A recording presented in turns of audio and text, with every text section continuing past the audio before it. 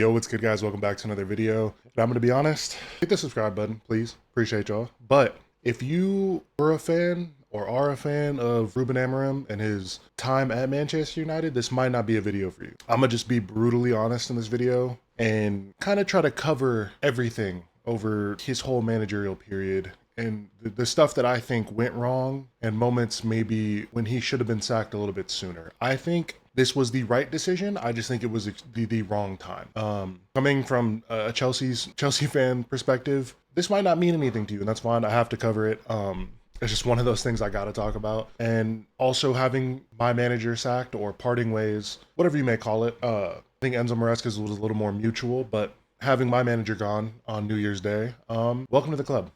So I think Ruben Amorim, I think he is a good guy. He seems like a really, really good person. Obviously, he's super charismatic. And I think Manchester United did him a disservice bringing him to the club at the time that they did. I understand it's a maybe once in a lifetime opportunity, something you can't turn down. But I think that the club did him extremely dirty, saying you either come now or you don't ever come. So I feel like they did him a disservice, making and forcing him to leave Sporting at the time that he did. When he did leave, Sporting were flying. The club was at an all-time high. They were performing not only at club level, in European competition. They were doing great. Gyökeres was firing, and they told him, you need to come now. So, of course, you don't turn down Manchester United when that phone comes calling. He comes to the club. And I think just initially, the state that the club, the squad, the players, everything that he had to come into, I don't think did him any justice. And I felt like for me, I'd never thought this was ever going to work. I felt like because of everything that had just happened with Eric Ten Hag, the state, just the true state that this club was at was just in disarray. The players didn't really know what to believe in. And so you bring this manager who doesn't, I don't want to say experience, because he does have experience. He just doesn't have Manchester United experience. And this is a different beast, a different monster that you're taking on when you take this managerial position. And I feel like he just wasn't ready. Just wasn't ready. And I think the outburst that he had the day before he got sacked was kind of everything boiling over. He stated and said that he was hired to be the manager. He made that very clear. He was hired and brought here to be the manager, not the coach. And fair play. I think he should have been in charge of who he wants to sign, because you bring this guy in, right? And he runs his tactics, he runs his setup. He's super stubborn, and he wants to run his setup. Cool. I don't see anything wrong with that. If the club told you, and we don't know what they said behind closed doors, I don't think we'll ever know. The club's going to protect their own back, and they can tell us whatever. It's going to be a he said, she said type deal. We're never actually going to know. But if the club brought him with the intentions of being a manager and told him, you will be the manager of Manchester United, not just a coach, I think Ruben Amorim's in the right here, and I think he had every right to be upset and have that outburst.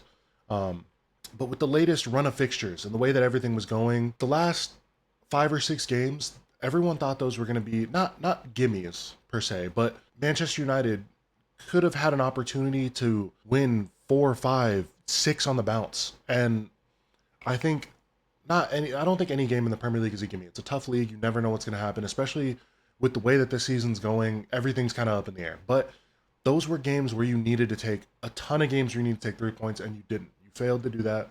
And it's a results-based business. That's just how the club is going to look at it.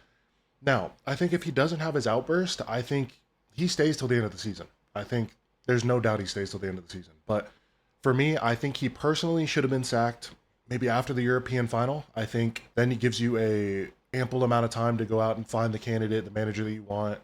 I think that Ratcliffe always wanted Thomas Tuchel. I just think you could tell he was flirting with that partnership and bringing him in. And I think they will eventually try to bring him in after the World Cup's done. And I don't think a lot of Manchester United fans want Thomas Tuchel. I don't know if he's the right candidate. I don't know if he's the right fit. But the next manager that comes in needs to be strong.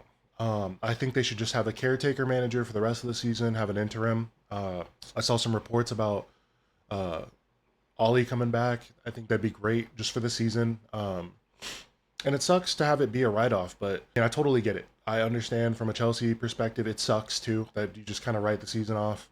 But I think it's for the best so you can find a managerial fit and you have so much time. The club can go out and do their interviews, hold their talks, do whatever to find out who the right guy is to bring in, because this carousel of bringing in managers every 2 to 3 years can't keep happening. And especially for Manchester United. And I feel sorry for the fans. I feel sorry for the players, but the club has been shit for the last 12 years. The club has been in a terrible place. I don't think they've ever really found a managerial fit that works, and I think it has to do with the way the owners want to run the club massively. I think Sir Jim's an idiot, but that's a whole nother video.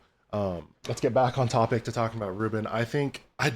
There's not many things I can say that like are positive when it comes to Ruben Amorim besides his characteristics as a person, because he just talks a lot of shit, and I feel like he made, it was a big statement, but I feel like he made the fans okay with mediocrity. I feel like he made you guys numb to losing.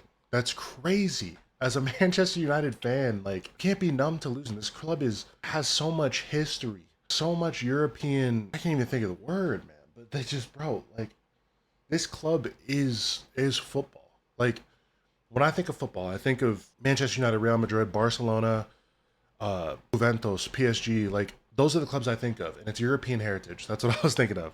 But this club has so much football heritage just built into it. And the way that it's been the last 18 months has been a shambles. 18, 14, whatever it was that he was in charge. It's been rough. But the club has been horrible for the last 12 years. It's been over a decade. And now I know that's not all brought on to Ruben Amorim, but there's a lot of shit and a lot of records that he was setting with this club that, as a former player or someone who used to play in the beautiful days of Manchester United, I can understand them hating and not wanting to see. And I understand the Gary Nevilles and the Roy Keanes, and they're going to criticize whoever's involved, whoever's in charge.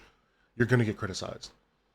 It doesn't matter. That's just how it goes, especially when those players played in a golden era for Manchester United. Now, I think he didn't get any justice done with having them finish 15th, excuse me. The win percentage was at an all-time low. It was one of the worst in ever for Manchester United. The team defeats, the Grimsby defeat, that was a rough one. I think even after then, you could have had him sacked. I think it would have been the wrong time again, but I think then that would have been a sackable offense. I think the Kabi Menu, the whole situation with that was horrible. The way he handled it, the way he kind of made it out to seem like Kabi was the villain, and it's not necessarily a villain. He just made him seem like he was super lazy. And now Kabi might be lazy. There might be some substance to that. You know, there's definitely footage of him being lazy and not wanting to work hard. Now, was that because of Ruben Amorim? Never know. I don't think Kabi's ever going to come out and speak against the club's former manager, but this club has been built around having a youth academy player in their squad at all times, and seeing Kabi flourish through the Euros and the cup win for them. Like, this kid's got it, and I think that's a bright spark that'll be back into the team. I think he's gonna come back with something to prove, so I think that'll be a good thing for them. But just the way he talked, the way he was saying things, it just, writing was on the wall with that outburst for sure. But I don't know, man, just the tactics and the rigidness of it, and the mediocre play, and not getting the best out of the squad. And I think some players are going to thrive because of this. And I understand some fans may be upset that they're going in this cycle again and doing this all over and over and over. And I can get it. It's frustrating. But I think this is going to be a really good thing for the likes of Cunha, the likes of Sesko, the likes of Mbuma when he comes back. Like, there are so many players that are going to thrive with this managerial change, and I think this club can go higher than they are right now. And I think a lot of things will change. It all just depends on what manager you bring in next. And honest to God, I have no clue who they bring in. I keep seeing rumors of Xavi, but it's like, I know Xavi was a brilliant player, but at Barca, was his stint really that good?